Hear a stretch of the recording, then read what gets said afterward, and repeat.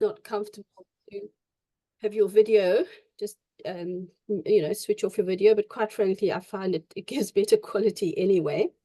And of course, the recording will be on our website. So today, in these just a little bit of background, because I know sometimes we have people who've never joined us before. This concept of tea is just my way of trying. I couldn't find anything that rhymed with that started with a P. I just wanted to start a opportunity for us to kind of network online. In this post-COVID world that everything is online. Because I know many of us miss the opportunity of getting together and being able to talk to people. I know that from attending conferences myself and some of the feedback I get when I organize conferences, or back in those days when we used to organize live kind of in-person training, it's people you meet and the opportunities to chat to people that are sometimes as valuable as what one learned on the day. Now, these sessions are not, and I cannot highlight and underline enough, that objective here is not exclusively training. Every time we get together like this, obviously we learn things, but the purpose was never a formal training session. Those we offer not in 90 minutes, but in a full morning. And I thought, just to sort of hold our focus a bit, we would pick up on specific topics. And today we happen to be talking about branding. And what we do want, please, everybody, is your input, your questions, your sharing. And what I think is absolutely wonderful, thank you for those who do it. I remember particularly when our topic was volunteerism. We had some wonderful input from people who actually shared their learnings about almost how the mistakes they made in their early days of having volunteers in their organization. So it's a place to share what worked for you, what didn't work for you, ask questions. And I am not monitoring the chat. That's very much between those of you present. If you want to ask a question, just kind of raise your hand, please. But if you're not actually talking, please do keep muted. We all have lots of noise happening in the background. I was on a very important call this morning, sitting with a window that I had open a bit right where the garbage bins are. And of course, when the guys come to collect it, it's a crazy racket. Oh my goodness. So yeah, please keep muted. Now, as I said, Warren could unfortunately not be with us, but we've actually got a bonus. He's asked Jenny Khumalo from Surefire Communications to stand in for him, just to share a little bit about branding. But I'm specifically going to ask Jenny to introduce herself, and because I know that she goes a little bit past branding and gets into the important role of comms.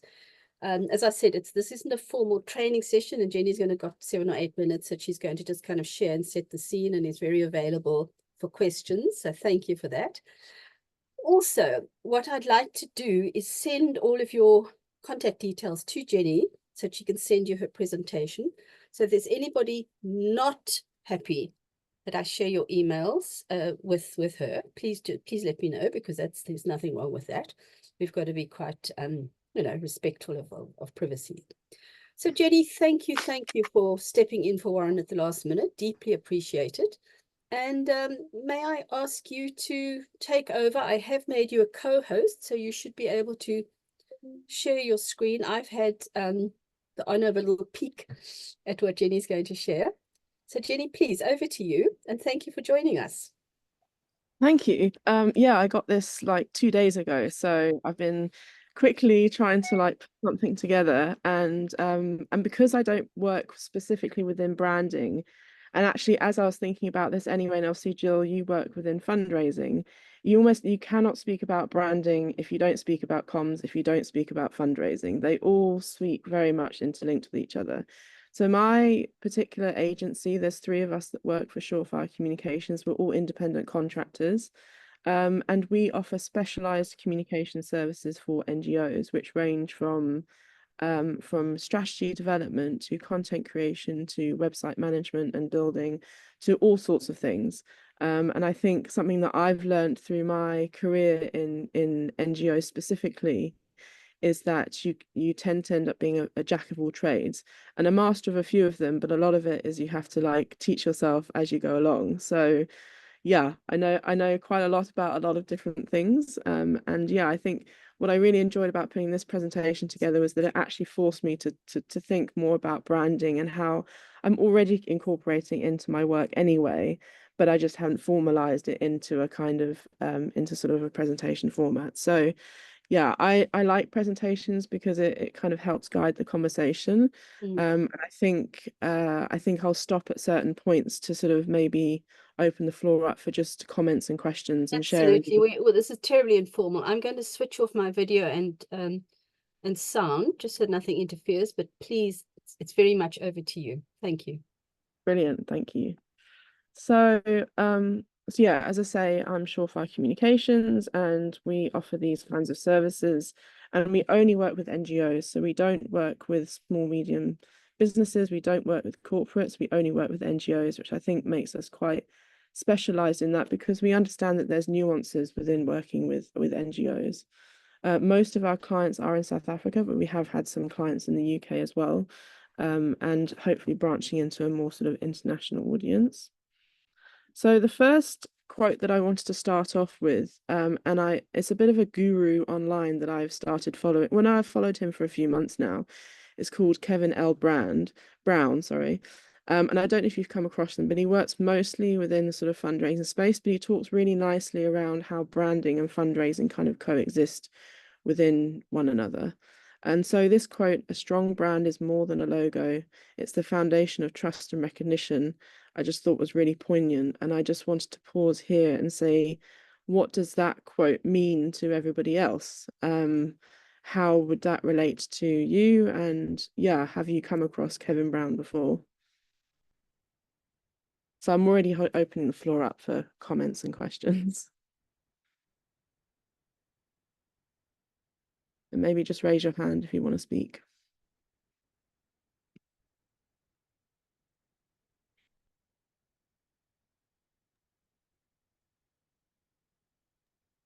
Jenny, I'm sorry. I was going to say just keep going, and I Okay. will jump in if could you, or if you can see someone's hand, then you can manage it as you like. Okay, I see Westworld put themselves off mute, so I don't know whether. Is anybody from West? No, they haven't. Oh, Okay. okay, okay. Okay, Um, so I sort of created this Venn diagram, which, because branding is often seen as this logo, as your logo, as your colors, as your photos, your graphics. And whilst that is a very, very important part of your brand, because that brings cohesiveness to your look and feel, actually your branding is even more so than about your reputation. It's how you're experienced, it's how you're felt. If in South Africa anyway, if we say the word Eskom and we look at the logo of Eskom, we don't tend to get a good feeling about that because they haven't delivered on their promise. Their culture is not often aligned with our own values. So yeah, your brand really has to really align with who you are as an organization, which is of course very much linked to organizational strategy. And so the two of those together coexist and create the brand together. So another quote by Kevin Brown is he says brand first, but then he actually says fundraising second. But I've adjusted this a little bit to saying brand first, ask second, because it isn't just about fundraising. Often when we're doing branding and communications, it's because we're wanting somebody to do something for us. And that can be monetary, but it can be non-monetary. It can be volunteering, it could be signing up to a newsletter, it could be liking you on Facebook, it could be following you on social media, it could be all sorts of things. And people are only going to respond to those calls of actions if you have a reputable brand first. So as I said at the beginning, you cannot talk about one without the other, and all of these are underpinned by your organizational strategy. So your branding, your communications, and your fundraising, all are interlinked with one another, but none of that can really happen unless you know what you're doing as an organization. And so this is one of the slides that we often show our clients is when we talk about external communications, what do we actually mean by that? And this is not an exhaustive list, but this is generally the sorts of types of content that we tend to come across in our work. So it's things like your website, your impact stories, the content and tone of your design, the style of your photography, style of your films, the way you appear in the media, and all sorts of other things. And this is what is underpinned by your uniform brand, which I said before is your colors, your graphics, and your fonts, but also your tone of voice, the messages, and the feeling that your brand gives to somebody. Is it a positive feeling that you're giving somebody, or is it a negative feeling that you're giving somebody, or is it just not a feeling at all, which is also, not great? Please, anybody, just jump in if you would like to ask any questions. So, as part of branding, you need to become known and understood. Hello. Oh, hello. Hi. My name is Raymond Godwin. I represent Top of the World Foundation. I'd like to Hello. ask a hi. Yeah, Hi, can you hear me? yeah, I can hear you. Okay. My name is Raymond Godwin. I represent Top of the World Foundation. I'd like to ask a question regarding the website and yeah, Mm-hmm. and what so from your organization, would you be is it is it that when we ask for website development, is it something that you charge? Yes, yes, Okay. definitely. And monitoring and whatnot, it's also inclusive in the budget, right? Yes. When you say monetary, what do you mean exactly? Like say updates on new programs Oh, I and see. yeah. Yes. So, I mean, that would be something afterwards. So there'd be a whole development process where the product is then handed over to you. And if there's ongoing updates, then that would have to be discussed depending on how much there are, how many there are, and those types of things. But usually the web development process that we go through is very collaborative. So we will speak with there's like a workshop that I do with our clients that talks about things, who is your website designed for? Who is your audience that you actually want your website for? What information do they need to know? What branding do you want to be on there? And then it goes away for development, and then there's feedback. And so then you're ending up with a product that you almost co-designed with me. And then after that, there's things like maintenance and updates and all of those types of things. But it varies from organization to organization. So yeah, there's the price that it would be for the website, depending on how big it is. And then there's a price for ongoing updates and support and management after that. Does that help? Oh yeah, that helps a lot. Just one last one. Sure. Um, how long will it usually take for start to finish?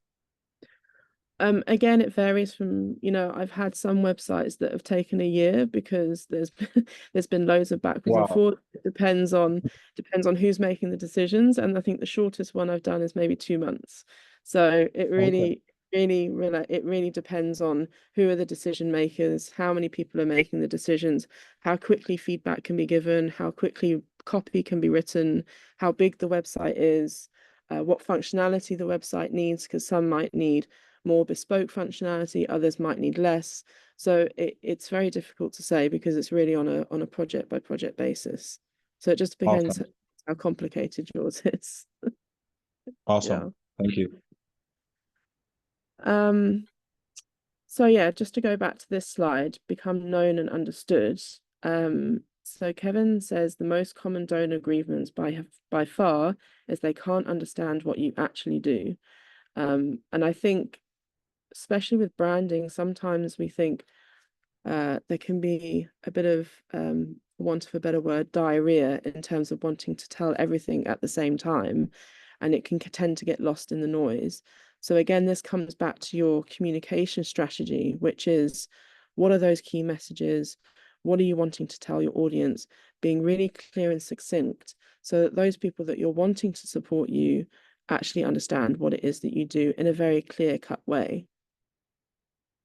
And then, of course, once you've once you've been out there, once you've got awareness behind you, you've set up your social media accounts, you've got your website, you've started getting into the media, and you're actually communicating about the problem that you're solving and what you're doing to solve that, is that you then become a trusted brand. People are like, oh, this brand actually does what they say. They're delivering on their projects, they're solving the social problem that they're trying to address. And so they start to buy into your brand. And again, you need to communicate all of this. You need to communicate that you are doing all the things that you said that you were going to do. And only then can you then ask. Can you then ask for a sign up to a newsletter? Can you ask to register for an attendance? Can you ask for money? Can you ask to participate in something? But you need to build up that trust before a call to action can really be made. And let's say now somebody has signed up to volunteer with your organization. You want to give them a positive experience. So you need to deliver on that promise. You need to deliver on that program. It's no use somebody saying, yes, I want to volunteer with you, and they come in and they have a horrible experience because actually you're not living out your values and you're not living out your vision. Because then that can do much more damage to your brand if they go out and they talk negatively about you. But if somebody buys into your brand and they are supporting you, then they become what I'd call brand advocates. They actually go out and they talk about you to other people and say, oh, you really need to support this organization because they're doing amazing work. They're delivering on what they say they're doing. And they make me feel as a supporter like I'm part of I'm part of their brand, I'm part of their organization. So it's also about inviting other people in to be part of your vision, really. And then I go back again and say that you need to communicate this. So when you've delivered something and there's a success around it, then communicate about that. And there's no use doing all of this stuff and you only do it for 1 or 2 months or maybe 1 year. You need to be consistent at it. And I think this is sometimes what falls by the wayside, is that everybody has really good intentions and the brand is like, everybody has a clear idea of what the brand is, but then there's no consistency around it. From a visual perspective, it can be like you have your logo and your fonts, but then you have somebody starting to use different fonts, different colors, different kind of visual style, and suddenly your brand seems a bit all over the place. And that can be very damaging for your brand, because then you start to be untrusted, and you're not sure who this person is. Imagine your brand is a human being and they suddenly have a personality switch and they do something different. Unless you're communicating that you're going through like a brand revamp or those types of things, generally people want to see consistency. And this is all helped by your brand Bible. So you might, or a brand document, that if you have somebody external designing something for you or creating a video for you or writing an article about you, then your brand Bible is what you give them to ensure that they have the tone and style that you want them to have, so that it doesn't matter who's doing stuff for your organization, both internally and externally. You've got a Bible that can really drive that and give them direction. And then you need to communicate to them more. So there's no such thing as over communication, I think, in comms and branding and fundraising. I think it depends who your audience is. And again, I sort of scored out funders there and put supporters, because again, it's more than funders. It is people who are supporting you and you want to support you in the future. And then just a couple of quotes at the end. A brand is a promise kept, and the conversation, that your brand is the conversation after the conversation. So you might be in a room full of people, you're speaking about what you do, they kind of know who your brand is, but once you've left that room, what are people saying about you? Is it negative, is it positive, or is it pretty ambivalent? Yeah, so that was the end of my very short and quick presentation, and I hope that gives a bit of a sense of how really, like I said before, you can't speak about one without speaking about the other two at the same time. Oh, thank you, Jenny. It was just short and sweet and so to the point. a couple of points I want to add. Could I just ask a question also around your services? Because this is something I get asked for a lot, and it's not something I personally offer. Do you offer the service of assisting organizations to plan with, you know, look and feel and message and everything, ongoing social media posts? Yes. Yeah. Brilliant. I thought you might, but it's Yeah. it's so key. I didn't want to, you know, my one life lesson is never presume. So that's great. You know what I thought was so significant in what you said. Once a year, it used to be twice, and they've sort of, because it can be online now, they can have lots of people involved. But Stellenbosch University's business school has a very intensive senior non-profit management course that they offer. And I think it's coming, it hasn't happened this year yet. It's coming up in October if anybody is interested, and it's incredibly inexpensive. But here's the point. When they asked me to present for them, it's 5 very, very intensive days. And when they were planning it, they asked me to tackle a full day. And they knew they wanted proposal writing because they'd already felt that out. And remember, this is a business school. They had absolutely nothing to do with fundraising prior to that. And so I spoke to the person whose role was, you know, putting the entire course together, the actual content. And he said, we know we need a proposal writing course, but can you make something intensive for the morning, and then for the afternoon, can we have a second something? So I said, sure. And he said, well, you kind of have to think, what do you suggest? So I turned around and I said to him, look at my website. We have 18 courses that there's a bit of blurb on each one, and have a look. Pretty sure you'll find something you like. Otherwise, we can chat. I can develop something. So of like 17 options, because they already chosen proposal writing, what did they choose? Marketing. And done this now for them for a good 15 or so years. And every now and then they'll say, are you still okay? Oh, yes, we can't possibly not have marketing. Of course, we touch on marketing, PR, some of what you've talked about, importance of social media, bits and pieces. And I just found that so interesting that people who are not in the nonprofit world, but they're offering this course, it's the sole time in the entire offering that they focus on the nonprofits, and they get the importance of marketing. My own saying for it, and you put it far better than I could, is it's harder to fundraise when you're not known. And that's just an absolute given. So, wow, thank you. The other thing I wanted to say, because I was interested in the question about what services you can offer around website development, is that, goodness, we are, no matter what service I'm asked for, remember, I'm a fundraising consultant. No matter what service I'm asked for, it's just instinctive for me to look at a potential nonprofit client's website, even if I've never heard of them, or if I have heard of them. I always look at the website. My role is not to assess the website, but I look at it to hopefully gain quick understanding. And then because I'm a fundraiser, I always find out how easy or otherwise it is to make a donation. And then I find things like, it's not easy, or there isn't a prominent donate button, or the most I can find if I hit the donate button is are bank details, or I'll find online giving, click here and it doesn't work, or whatever. But here's my other point on websites.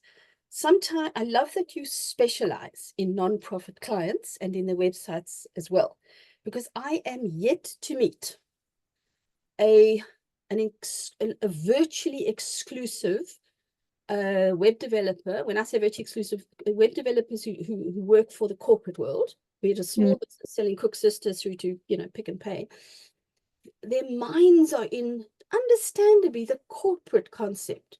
It's quite hard to find somebody, I find, who knows the tech, you know, the button pressing side and what's possible and so on, but who understands what nonprofits need on their websites. I find that a huge challenge. So I think you're offering just superb services. So that's quite enough from me. Anybody want to share what you're doing? We've got a wonderful opportunity to ask questions of Jenny. So now our kind of networking time kicks in. Just Tanya, I know you were saying to me, I'm sorry, Jenny. Oh, I was trying to think where when and where I've met you before. And it's because I did that NPO management course Oh, did you do it? probably 10, 11 years ago or something like that. Give And me I a- remember that day in Yeah. marketing and So you know fundraising. what I'm talking about, I know right? exactly what you're talking about, yes. Tanya, I know for you from Home from Home, I know you said there was something you wanted to ask or share. Please come in, because this is essentially what we have to get, is people sharing and asking and chatting. Tanya, please, lovely to have you here. Thank you, Jill. And thank you, Jenny. That was really great. And it's always just good to get these reminders. Yeah, so I haven't really got something too specific to share, but I mean, I do follow Kevin L. Brown, and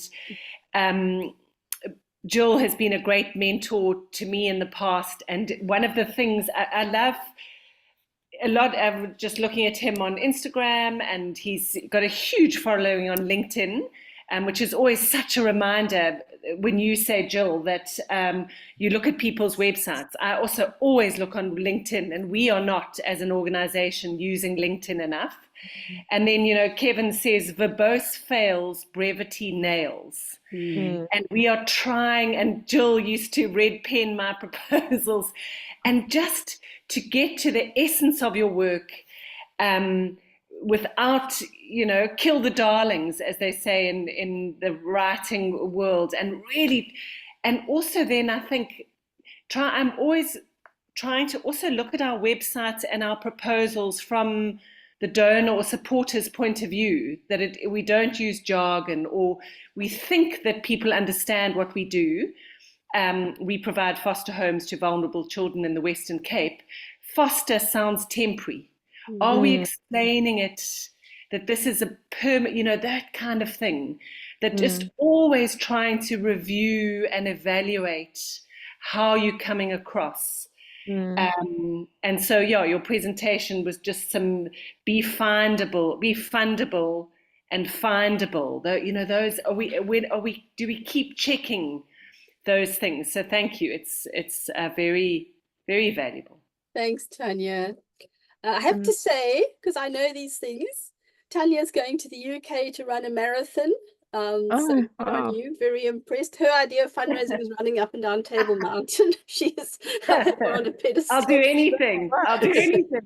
Yeah, and actually just sorry, can I just pick up on your point about LinkedIn? And that is something that and then we'll ask Di to come in. I'm pushing so much at the moment, and I've reached out to 3 LinkedIn experts in the last like 3 months that specialize, 2 that specialize in LinkedIn and fundraising, and 1 that just specializes a little bit in fundraising, but also just generally in how to utilize your LinkedIn. And I cannot tell you, like, I've literally got leads and business through LinkedIn just by being consistent. And, you know, I don't interact an awful lot on it, but I do make sure that my profile is always up to date. And I comment on a few things. You know, you can start on it really small, but I think what people or organizations don't realize is, yes, it's important to have a LinkedIn page, but what's more important is that the directors and the management team and those who are actually working within the organization have a proper LinkedIn profile, and they actually use that to drive connections and drive support.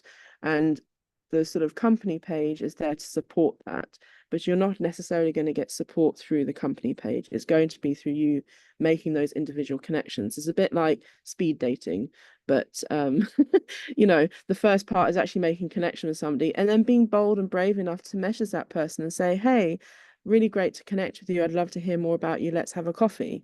You know, like you would in a conference scenario.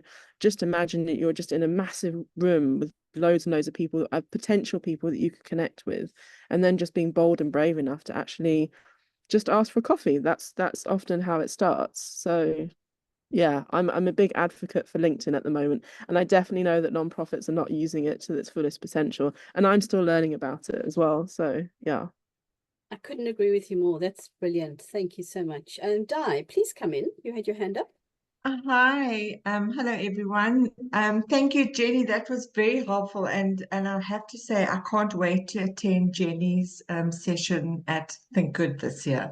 But two things. I mean, LinkedIn has worked wonders for me as well, just using it from my personal profile, and then kind of trying to send those people through to the company profile, which is a good thing. So I agree there. I just have a website question. I know it's not all about websites, but going through a lot of non-profit websites. I try and do that when we follow other non-profits on social media, to go and check out their websites. And I'm always baffled, as you say, sometimes you can't really tell what the non-profit does.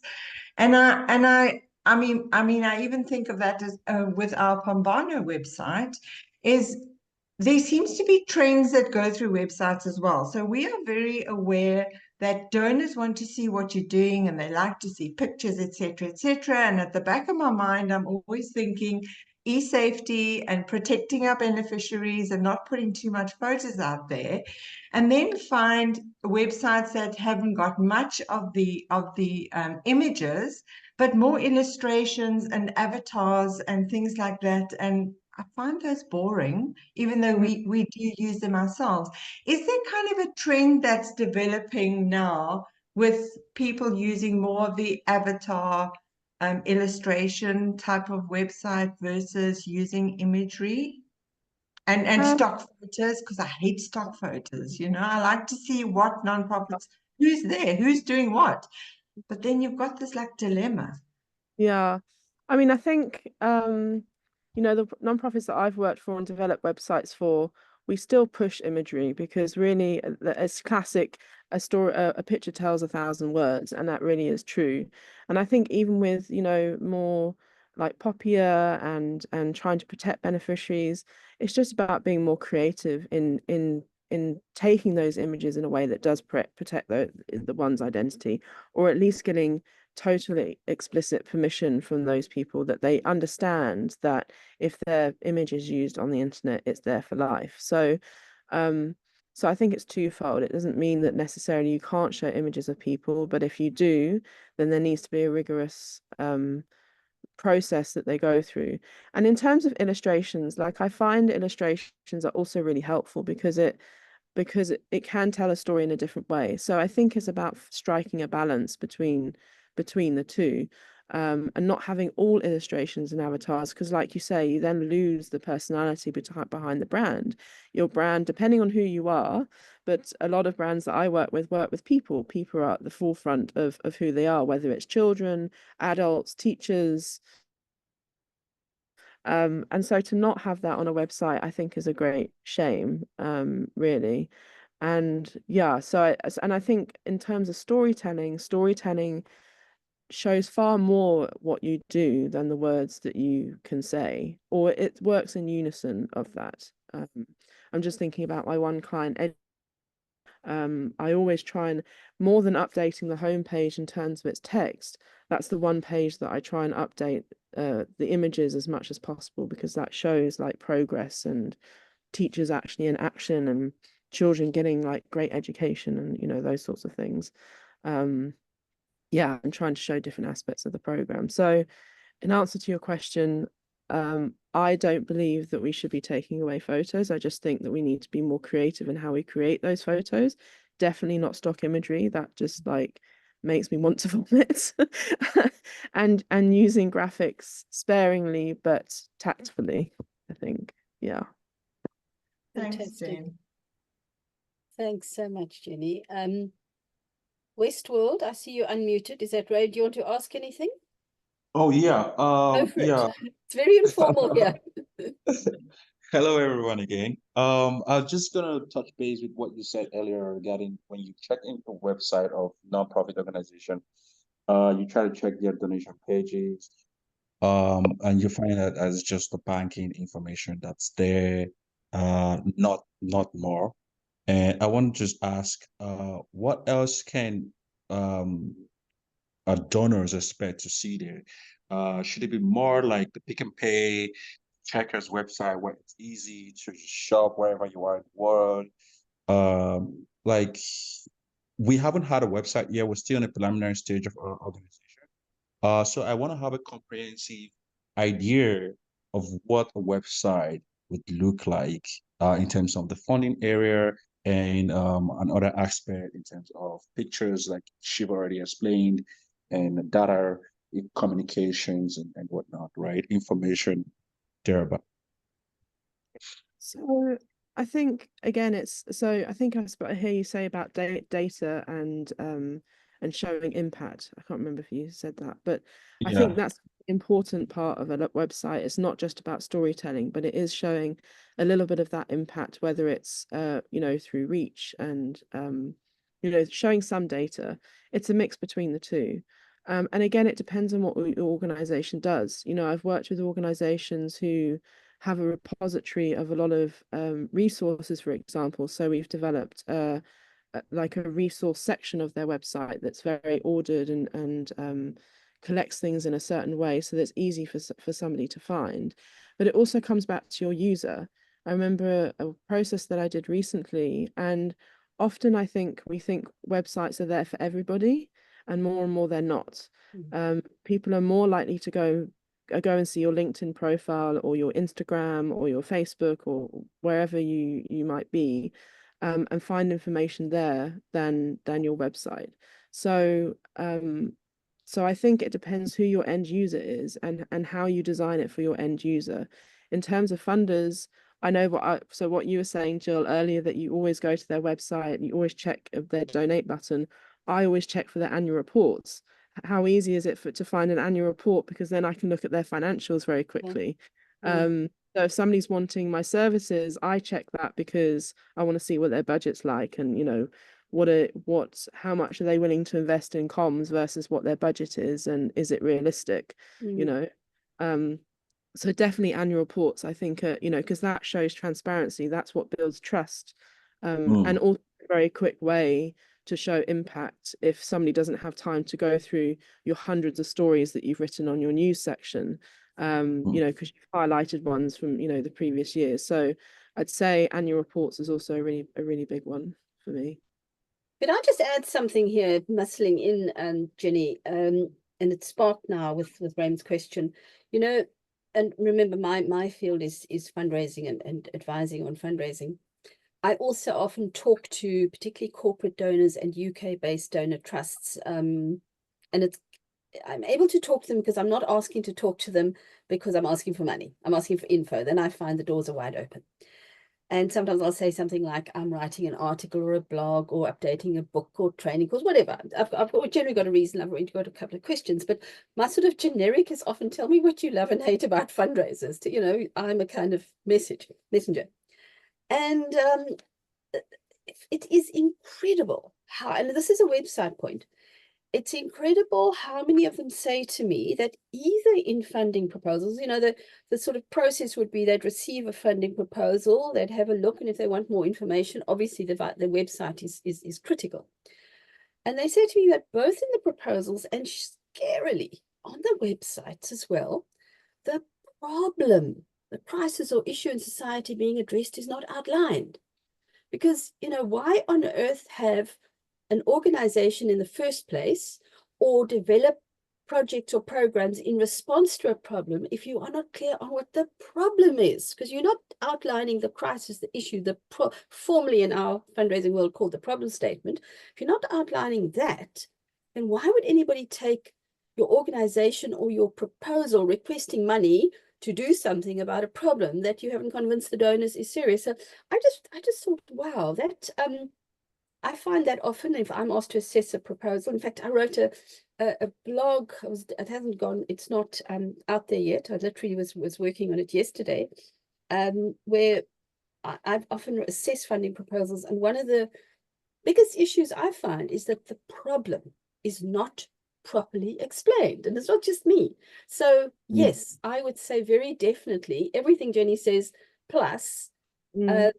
Before you talk about those stories or whatever it is, let them know the problem you're addressing.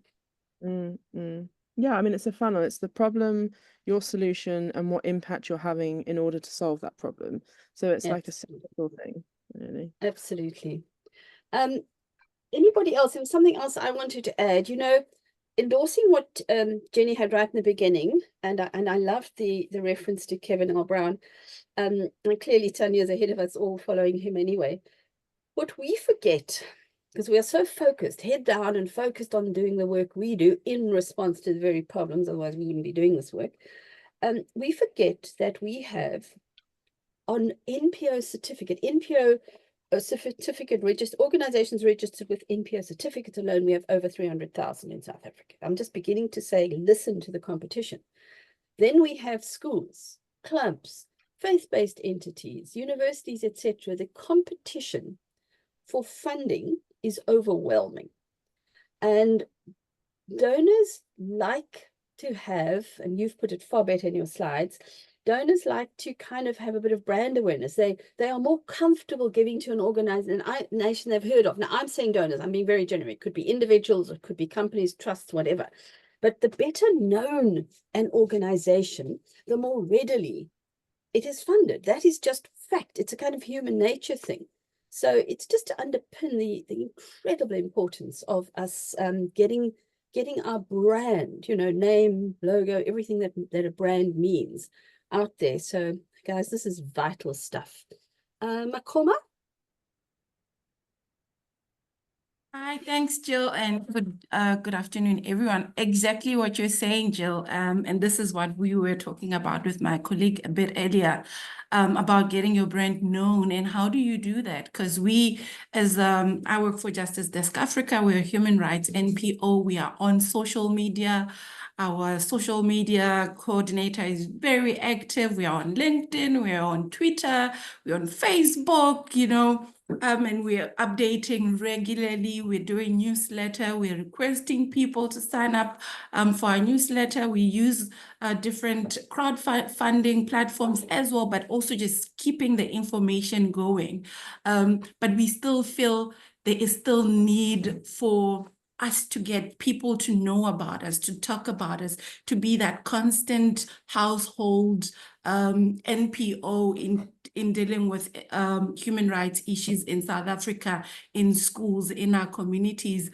You know, we've tried to reach out to agencies that put together like a portfolio for you and approach different news media prints, TV and all of that. And when you look at the proposal and what they charge is crazily expensive, and it's not money that NPOs have readily available to make sure that there is somebody out there pushing the brand, you know, being on radio constantly talking. And this is where bigger NPOs like your Sonke, your Action Aid, your Save the Children beat us as small NPOs, and that competition there. So what other way, again, I think here, Jill,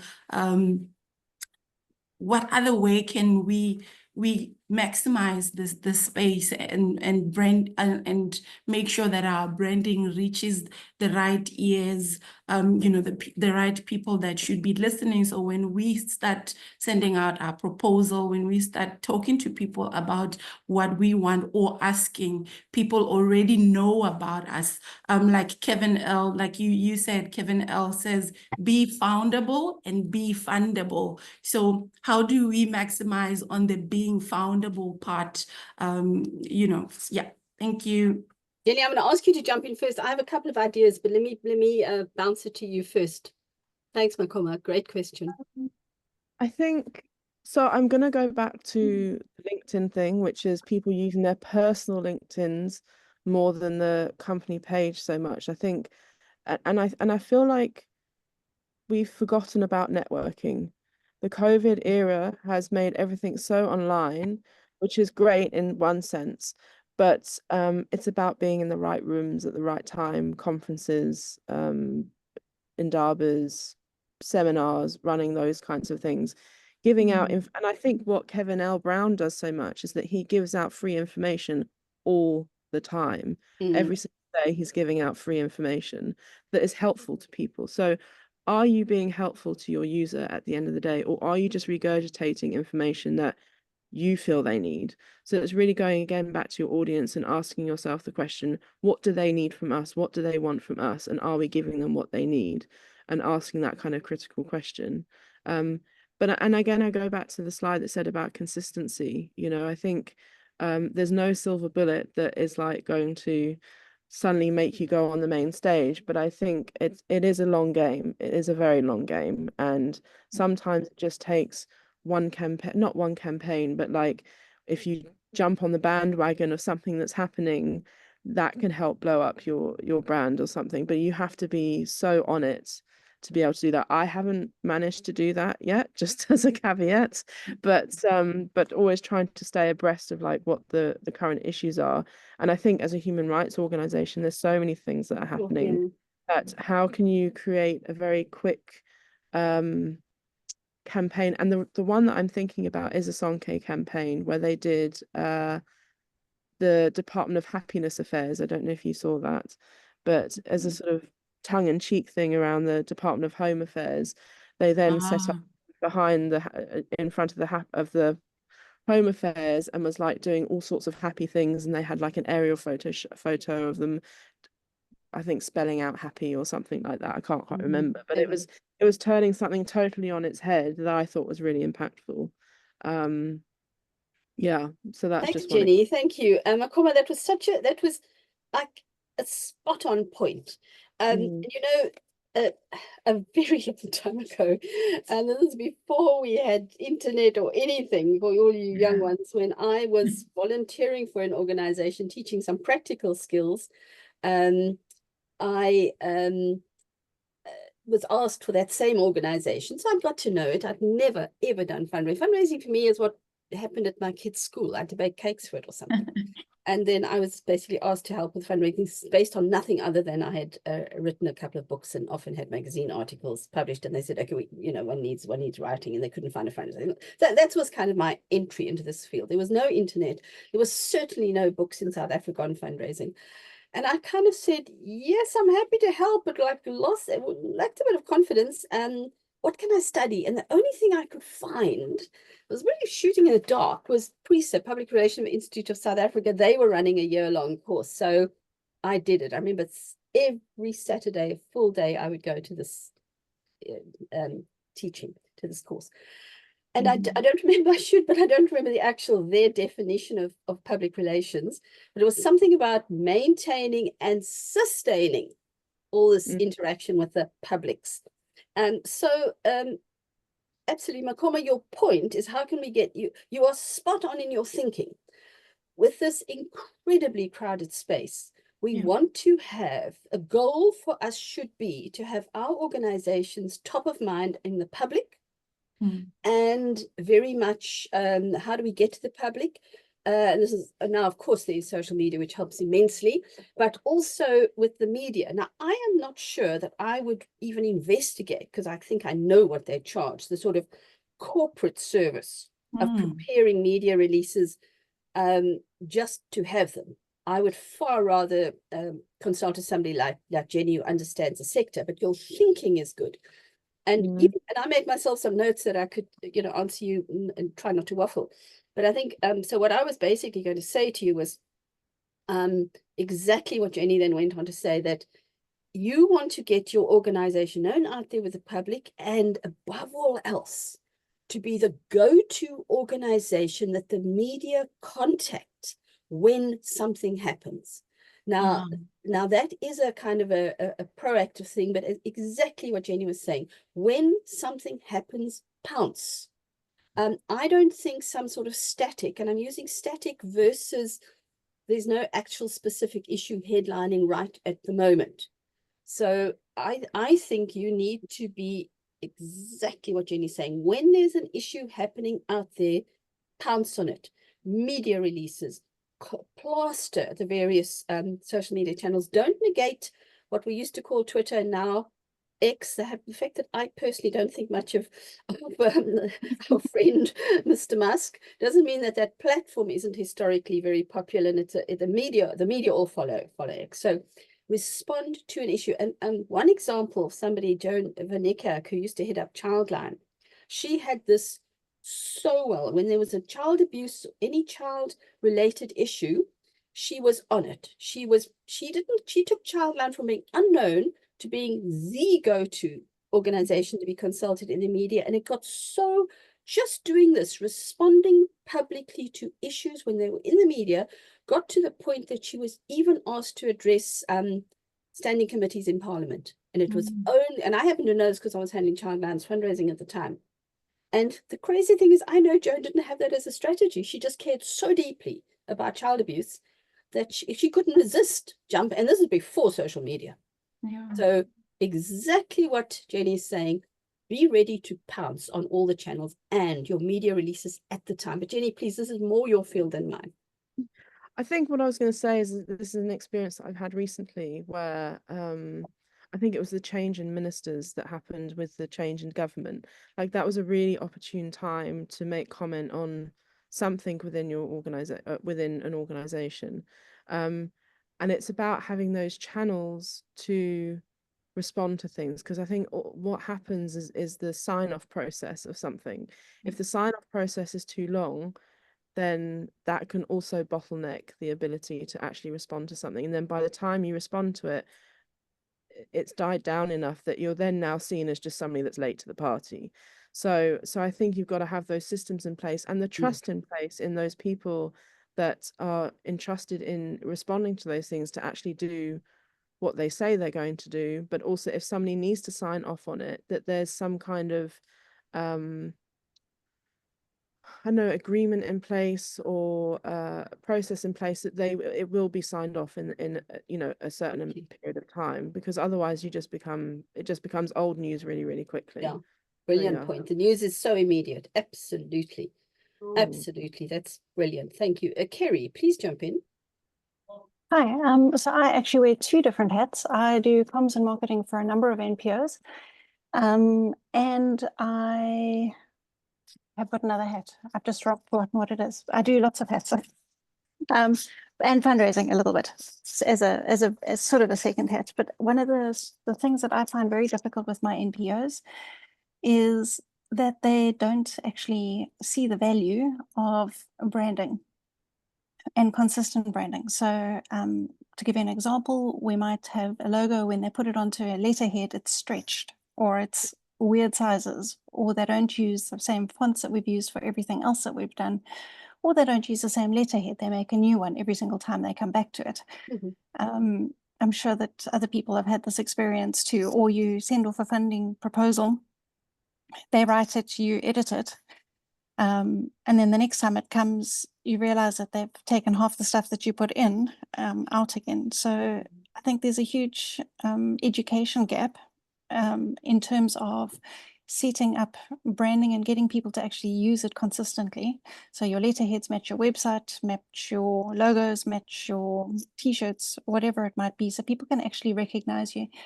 And with the sort of 14 or 15 NPOs that I work with at various times, I find that the ones that are the most successful are the ones who try and stick with the branding. And yes, they still get it wrong, and I still get letterheads and things that are a bit stretched or mixed up or other things. But in general, they've actually been prepared to have a budget put together and put that in. And it's not a lot.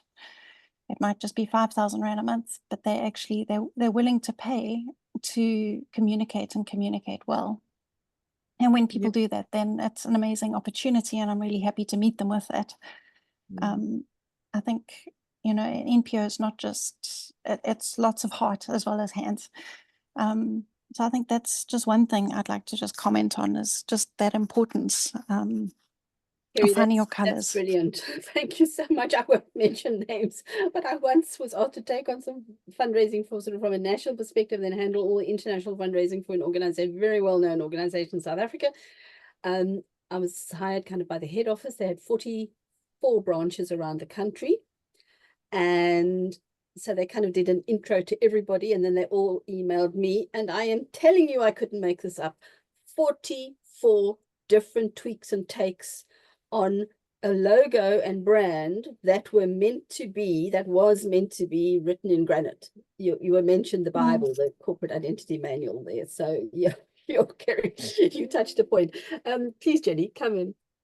Yeah, I was just going to say that, like, when I go back to my presentation where it says about creating trust within your brand, and by using such different variations of just your logo means you don't care about it. You don't care about your brand. So if you don't care about your brand, you don't really care about the work that you do. I know that's not necessarily the case, but it can have that kind of effect on people where yeah, it just shows you just don't really care about your brand. So I mean, that's not a positive thing to have, really. But I know exactly what you're talking about when you say stretched logos and all that kind of thing.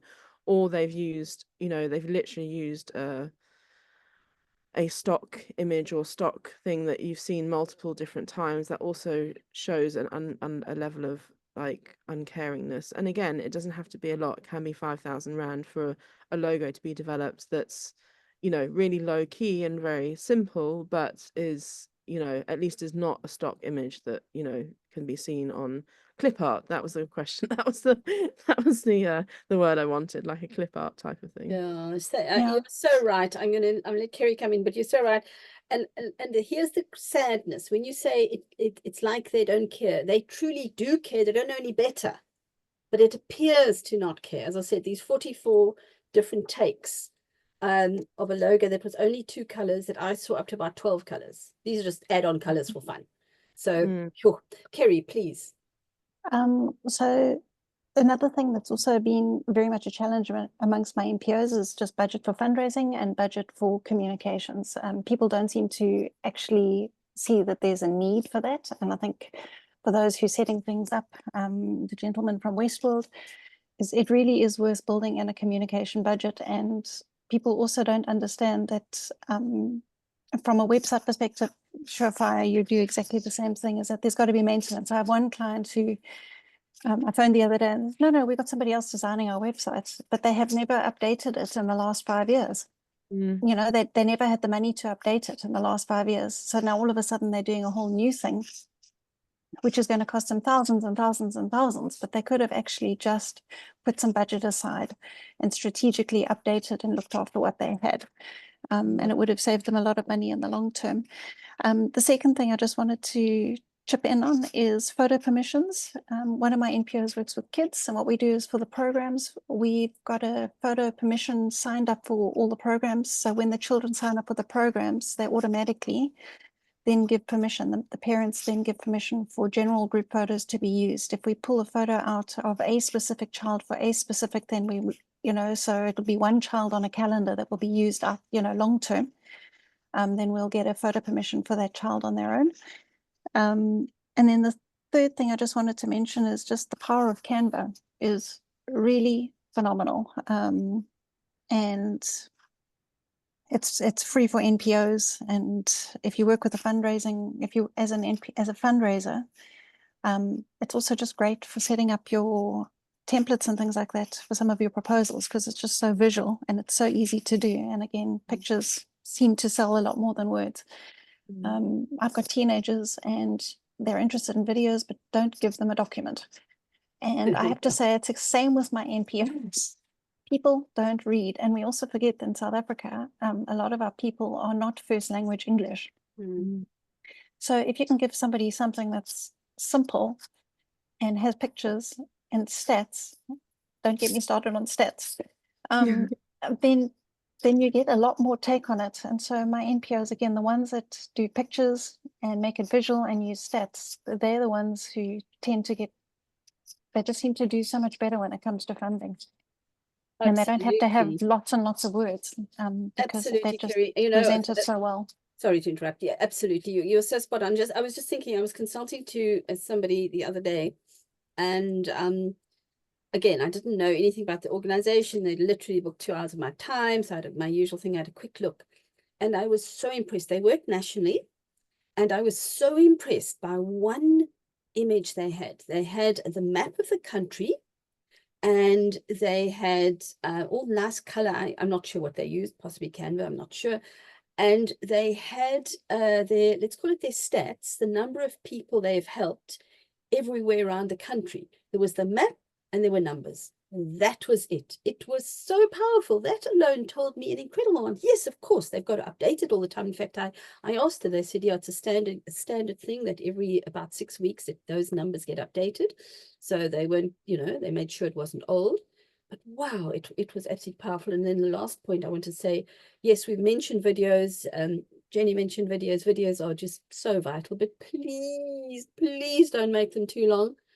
The people's attention span seems to be getting shorter and shorter and shorter. That's not just because we got TikTok. The single biggest error most non-profit people make, often because they outsource their corporate video to companies who know nothing about the non-profit world, is they make them too long. So please, please, please, I try to say 1.5 to 2 minutes max, but you know, you guys, and Jenny and Kerry are more formally in it, but people just don't watch long things. Jenny, please come in.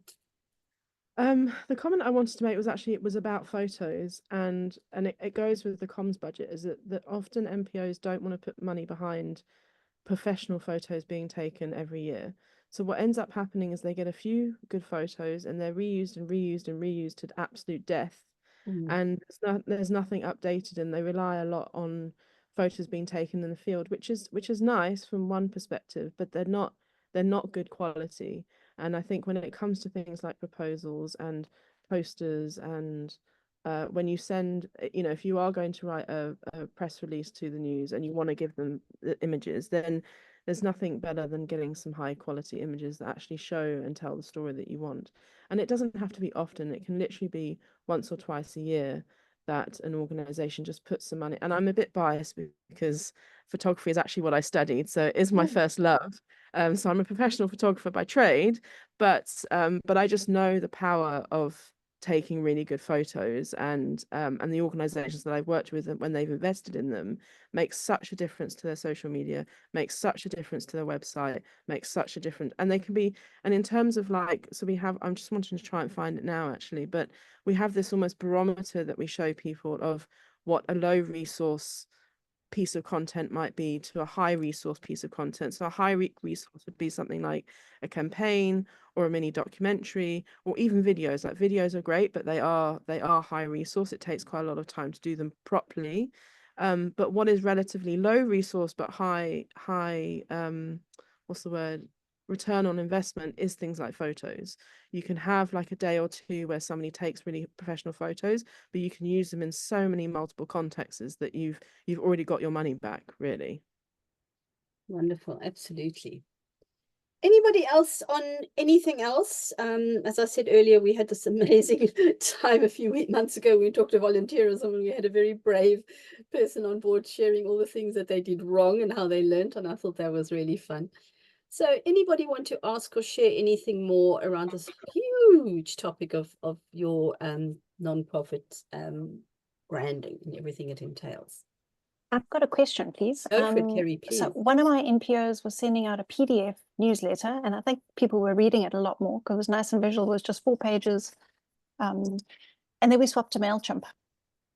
And oh my gosh, and with links to the website. And I don't really think that many people are bothering to read that. And then I chatted to another organization who had a little pre-diary on their weekly newsletter that was, or their monthly newsletter. Nobody knew that the blue button was click here to see the pre-diary. So they'd been doing this for months, and they had something like 5 people clicked on that button every month. So I wanted to find out, what are other people doing? I mean, obviously your newsletter needs to look like your organization, et cetera, and be relevant and have the latest stuff. But how often, number one, are people sending out newsletters? And number two, are you using MailChimp? Are you using PDFs? And what are you finding people actually are interested in looking at? I think, yeah, I'm quite interested to find out. Please answer, Jenny. I've got a courier making noises at me. Okay. Difficult one. Most of the organizations I work for use MailChimp, because at least with that you can monitor things like your open rate. And interestingly, one of the NPOs I work with, the open rate has increased quite a lot this year to what it was in previous years. But it depends. I think it depends on, again, who your audience is and the list that you're sending it to. And I've got another NPO that I'm working with that do a PDF that's not very well designed, but a PDF, but they've got no control over who they're sending it to. So there's no like central list that they're sending it to. And so that can be quite messy.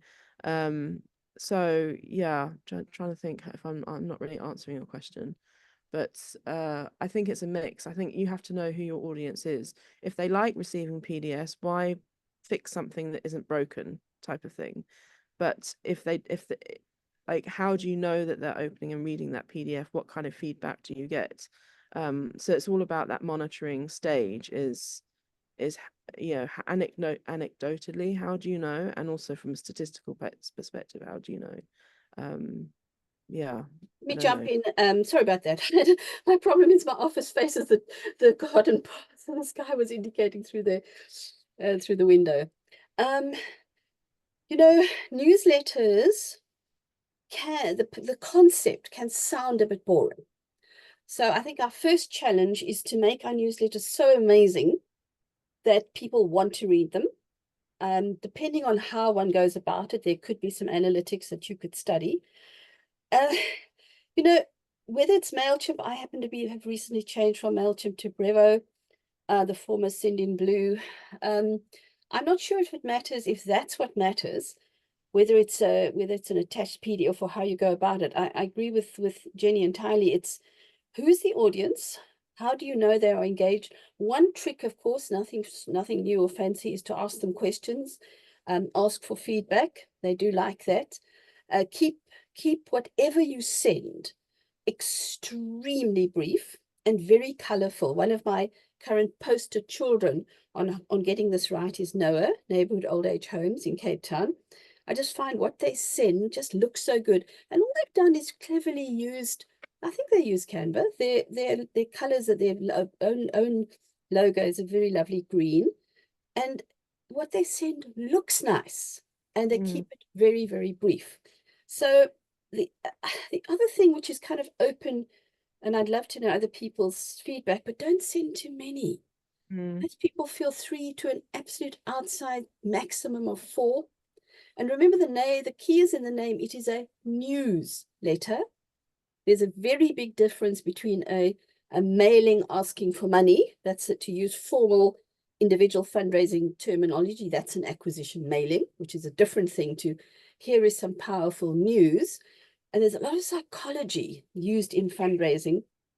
The best way I find to fundraise, rather than sending an acquisition mailing, this is what we do and this is the problem and please give us money, I think newsletters can act as very powerful fundraising tools by sharing a problem, sharing what was done about it, saying the obvious. Obviously, this isn't possible without donor money, so we just, deeply appreciate our donor partners, because the message is, hey, your money could help us do more of this amazing work.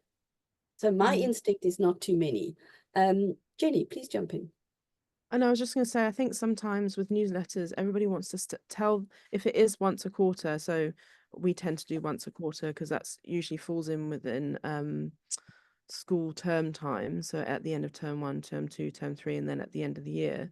But people often want to put absolutely everything into the newsletter. So it's also about filtering down what do you really want people to know. And if you're doing a button to the website, it's because that's like a nice to have, a nice to know, but it's not like absolutely critical. And I also feel like newsletters where it includes like almost like a letter from the director also works really well, because that has like a much more personal approach to it. And like Jill was saying, always acknowledging the donors at the bottom. And if that has changed in the last quarter, updating that accordingly so that nobody's left out.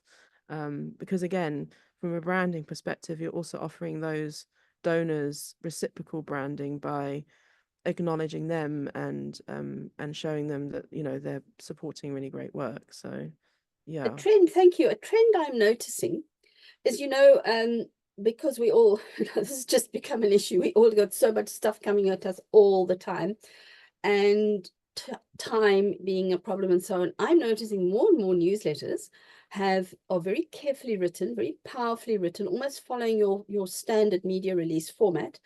So the powerful stuff is in the beginning, and then we've got that little read more thing. Do you know what I'm talking about? It's popping up everywhere. And I was saying to somebody the other day, I was asked to write only a 500-word guest blog for an organization, which I did. And I was very careful to stick it to 500 words. And I'm telling you, when I saw it, they had about 3 lines and they had read more. And it was only 500 words. So this optional read more is also quite powerful, because if our articles are too long, people might give up halfway through the first article, but if we do the little bit and the read more, I'm sure there's a better name for that, Jenny. At least they might move on down to other things. So it's just a trend I'm picking up, because sometimes a lot of what we do, I'm afraid, is follow each other's trends. So just a thought. So I have one guy who the other day told me he's dumped all his newsletters, and what he does is he now does a little WhatsApp video. He does a little video, like it's a minute, and he puts that out, and he does it on WhatsApp, and he sends it out to his contact list, and that's how he does his updates. And he says people watch it, and I just thought that was really, that's quite unique. I don't think he doesn't chuck it through anything. He just records it and sends it off, and it's a personal one. Hi, it's Graham. I'm busy with this, and we've been up to Uganda this week, and blah blah blah, and Nice. 5 bread ovens, and thanks so much for supporting me. I thought, yeah, I don't know if anyone else has tried that. Well, it's Yeah, clever and it's WhatsApp- innovative, you see, and we, you know, WhatsApp is quicker to access Definitely. even than having to open and click on an open or follow up an email, which a newsletter, which will by definition come into our email. So that's great. And Di, you unmuted. Jill, I think the WhatsApp channels is something I've been playing around with, and why I like that is it's actually better than a WhatsApp group, because more people can join, and when they join your channel, they see everything that you have before they join. Whereas with the other groups, they don't see anything. Yeah. And then pop that channel link into a newsletter, and that way, you know, get people. We find just working in some of the areas, WhatsApp is the only internet connection that people actually have, because it's Instagram is so data intensive, it's almost impossible for people to go and see what you're showcasing on there. But the WhatsApp channels is a good one to explore for organizations, because it seems to work quite well. Yeah, exactly. And you know, this is all, it's kind of, we could have this discussion in 9 or 12 months time, and somebody will come up with something new. The stuff isn't static. And we can't kind of get frozen in time. We have to move with the system, you know, we need to move as these things evolve. Jenny, you're so polite. You raise your hand. You're so polite. Just jump in. I keep having these random thoughts. Not that random. But I said what you were saying about like not being afraid, we have to keep up with the times. Is also periodic, going back to branding, is going back to your branding and saying, is it actually still relevant, or do we need to have an update process? And it doesn't have to be like a whole kit and caboodle. It could just be a slight change in the logo to simplify it. Because I also find logos and things are quite complex, too complex, so you can't even read what it says on it, or the little icon or the whatever, it doesn't actually explain what it does. Because they were set up when the organization started up 20 years ago or whatever, is just occasionally pausing and stopping and saying, is our branding still aligned to who we are and what we do? And if not, what needs to change? So I think, you know, we always tend to think of branding and logos to sort of cast in stone, and they have to stay there, you know, and it's like a legacy or something. But, you know, if we think of some of the biggest brands in the world, they've all gone through some branding restructure at some time or place. So yeah, just kind of going back to the branding. You're absolutely right. I was reading something the other day, kind of stumbled upon this, what happens if you go online. I saw from the day they were started to now, the changes, the sort of evolution of the Coca-Cola brand, best known brand in the world. And it also has to, they haven't gone away from their red, but how that has sort of evolved. I remember two things that like dominated the media. I remember when BP, the petrol people, changed their logo. It was a sort of like a school badge thing, and they changed it to the sunflower. And I remember the city of Cape Town changing, I live in Cape Town, and changing its own logo. The people were phoning the radio stations and writing letters to the media. And I mean, they were struck. People struggle with change, move on a little bit, and they totally get it. And also those clever people like Warren, who are essentially branding focused, they can tell you what certain colors mean and all of that. But Jenny, you make an incredibly important point, because some organizations, I believe they're out there, have not actually even got that their websites might have been designed before we looked at them online. They don't sort of have Mobi friendly sites. So yes, the fact there is a logo and we're making such a fuss about how sacrosanct that is, it doesn't mean it can never change, but it mustn't change for every 6 months. But And thank social you. media wasn't around 20 years ago. And of course, now we have to have a version that looks good on Facebook and Yeah. a version that looks good on all the different social media channels. So it's also about having versions of your logo that can be used across the multiple channels.